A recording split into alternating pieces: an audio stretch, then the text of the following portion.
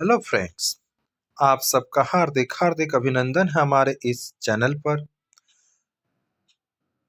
तो आज हम विनय के पद जो कि तुलसी दास जी द्वारा इस पद का रचना किया गया है, तो चलिए इस विनय के पद का इस वीडियो में हम लोग आज सारांश को देखने वाले हैं।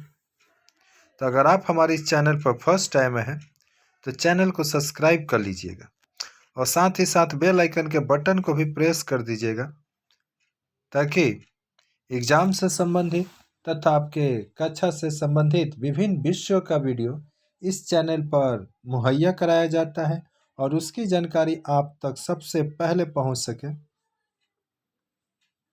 इसके लिए चैनल को सब्सक्राइब कर लीजिए। चलिए पाठ का सारांश देखते हैं। तो जो प्रस्तुत पाठ है विनय के पद में तुलसीदास जी की विवशता, अहंकार शून्यता, सरला अति सरल, निरीहता ओतप्रोत होकर घुल मिल सी गई है। प्रत्येक पद में ही आत्मनिवेदन दिखाई देगा, आत्मत्याग है और हृदय के सच्चे, सरल और निष्कपट उद्गार। चलिए प्रथम पद में देखा जाए क्या है भाव। तो पहले पद में जो कवि हैं, कौन कवि? वही तुलसीदास जी अपने आप को तथा समस्त जीवों को ज्ञानी बताते हुए कहते हैं कि प्राणी अज्ञानतावश क्षणिक सुख की प्राप्ति के लिए, मतलब थोड़ा सा सुख प्राप्ति के लिए इधर उधर भागता फिरता है और इस क्रम में वह अपना ही नुकसान कर बैठता है। मतलब थोड़ा सा सुख के लिए इधर उधर भागता फिरता है और उसमें क्या होता है, उसी का नुकसान हो जाता है। उदाहरण स्वरूप धुएं के समूह को बादल समझकर जल की खोज में, यानी उदाहरण स्वरूप दिखाया गया है। एक चातक जो होता है वो धुएं के समूह को क्या समझ लेता है? बादल समझ लेता है और बादल समझकर जल की खोज में उसी तक जाता है और अपनी ही आंखें जला डालता है। एक दूसरा भी उदाहरण भी है कि मूर्खबाज शीशे में अपने ही प्रतिबिंब पर प्रहार कर अपनी चोंच तोड़ बैठता है और उसी प्रकार मनुष्य भी अज्ञानतावश प्रभु की भक्ति छोड़कर अन्य विषयों की आसक्ति करते हुए अपनी हानि करता है। यानी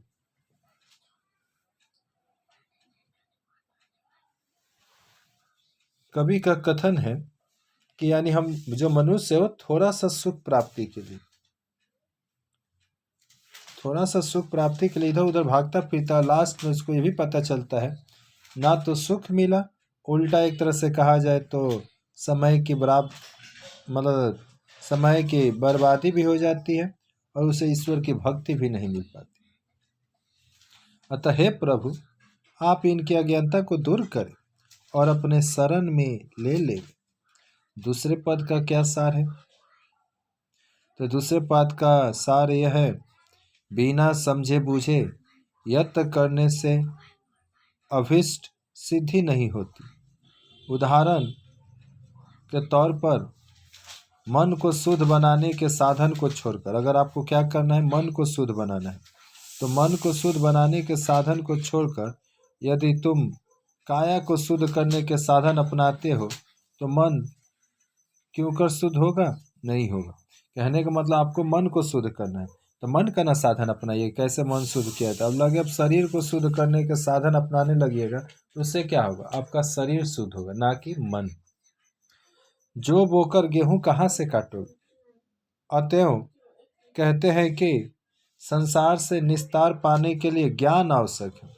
अगर आप चाहते हैं इस संसार से मुक्ति तो उसके लिए आपको ज्ञान अति आवश्यक है और निर्मल ज्ञान के अतिकरण की निर्मलता जरूरी है।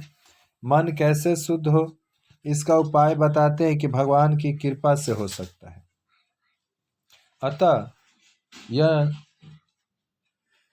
सार निकलता है कि भगवान की भक्ति करो, जिससे मन शुद्ध होगा, और मन शुद्ध होने से ज्ञान उत्पन्न होगा, और ज्ञान से ही मुक्ति का मार्ग प्राप्त होगा।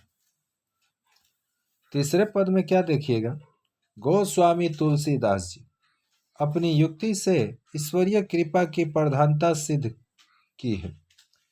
ठीक है, अमृत का गुण जानने से कहीं अमरता प्राप्त हो सकता है। कहने का मतलब है कि मानिए कि आप जानते हैं कि अमृत से लोग अमर होते हैं, तो सिर्फ जान लेने से तो कोई अमर नहीं हो जाएगा, यानी उसको अमर का पान करना हो, यानी कि एक तरह से कहा जाए अमृत का पान करना होगा। अमरता तो तभी प्राप्त हो सकती है जब अमृत का पान करेंगे। इसी प्रकार केवल शास्त्रीय ज्ञान से कुछ नहीं होता।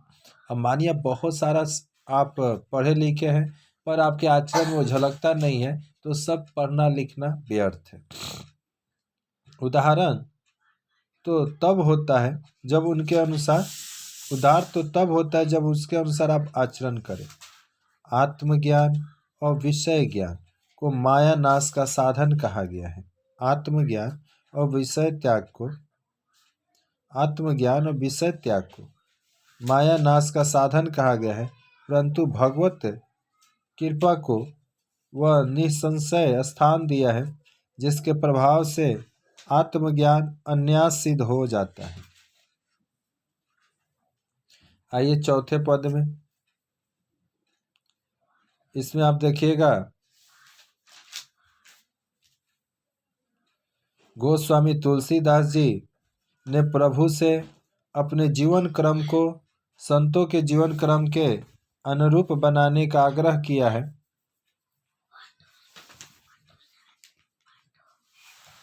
संतों के समान संतोषी स्वभाव, दूसरों का हित चाहने वाला, यानी चौथे पद में गोस्वामी तुलसीदास ने प्रभु से अपने जीवन क्रम को संतों के जीवन क्रम के अनुरूप बनाने का आग्रह किया कि मेरा जीवन, हे भगवान, हम सभी का जीवन संतों के समान बना दीजिए, कि जैसे संत का जीवन संतोषी होता है, दूसरों का हित चाहने वाला होता है, क्रोध पर विजय प्राप्त करने वाला होता है, मन क्रम वचन से नियम का पालन करने वाला होता है, सुख दुख को समझ से ग्रहण करने वाला होता है, उसी तरह गोस्वामी तुलसीदास जी ईश्वर से कृपा करते हुए कहते हैं कि हे भगवान, हमारा जीवन आप एक तरह से कहा जाए तो संतों के स्वरूप यानी संतों के समान कर दीजिए।